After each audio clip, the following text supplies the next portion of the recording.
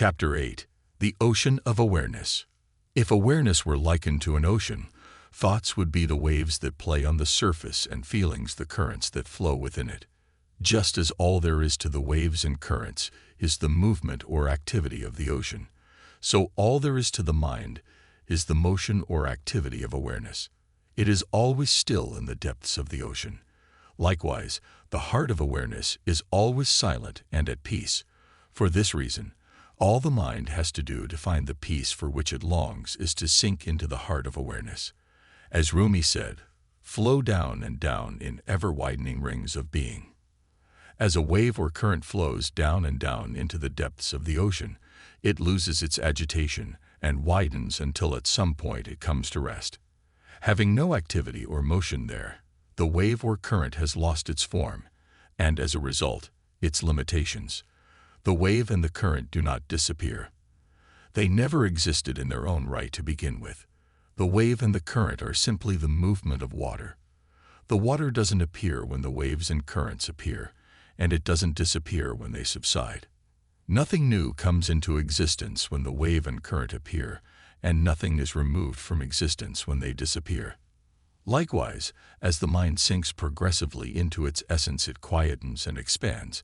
That is, it is divested of all that is finite, conditioned or limited within it, and stands revealed to itself as its essential, irreducible essence, clear, luminous, silent awareness.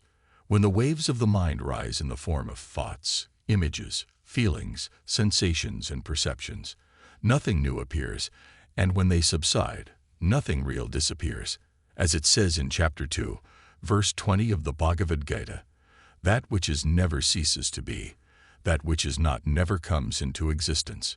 Just as the waves that play on the surface of the ocean and the currents that flow within it are only the formless water moving within itself, so all thinking, imagining, feeling, sensing, and perceiving are only awareness vibrating within itself, appearing to itself as the multiplicity and diversity of objective experience, but never ceasing to be or know anything other than itself. Each of our minds is an apparent limitation of infinite awareness. Just as a wave or current gives the formless ocean a temporary appearance, so each of our minds gives unlimited awareness a provisional limit, and thus a temporary name and form. The finite mind is the activity that infinite awareness freely assumes in order to bring manifestation into apparent existence.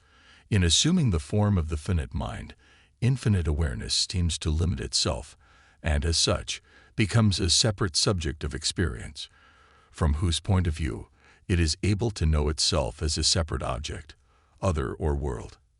Meditation is the reversal of this process. When the activity of the finite mind subsides, nothing happens to awareness. It simply loses a temporary name and form.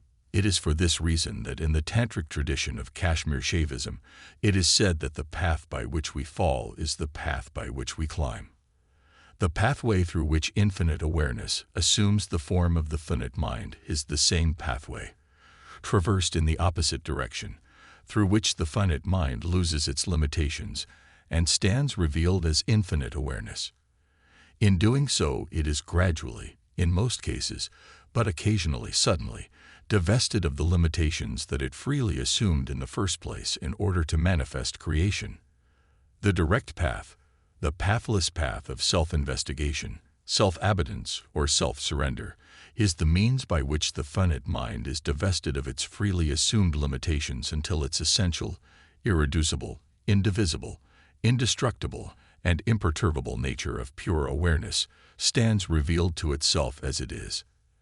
At no point, either in the outward process of manifestation or the inward path of returning to its essence of infinite awareness, does a finite mind ever come into existence in its own right. There is no such entity as a finite mind or a separate self. A finite mind is the freely assumed activity of infinite awareness, through which and as which awareness knows itself as the world. The finite mind is thus the agency of God's infinite being, never an entity in its own right. There is only one reality, one infinite, indivisible, self-aware being with nothing in itself, other than itself, with which it could be limited, or from which it could be separated. from which all apparent objects and selves derive their seeming existence. Infinite awareness never ceases being infinite awareness in order to become a finite mind. It just colors itself with its own activity and appears to limit itself. There is just awareness and the coloring of awareness, but never the absence of awareness, nor the existence of any other mind or self. A wave cannot find peace and fulfillment in another wave. The only way for it to find lasting peace and fulfillment is to sink into the depths of itself, thereby progressively losing its agitation. Likewise, the only place in which an apparently separate self or finite mind can find lasting peace and fulfillment is in the depths of its own being.